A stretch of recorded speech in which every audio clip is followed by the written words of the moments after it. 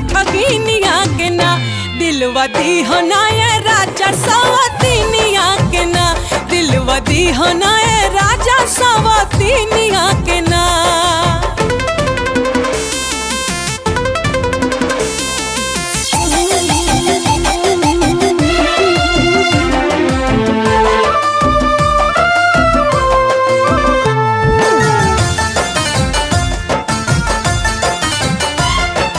ले आइला सवतिया सैया कइले का कसूर हो पिछला जन्म के कौन चूक बा जरूर हो।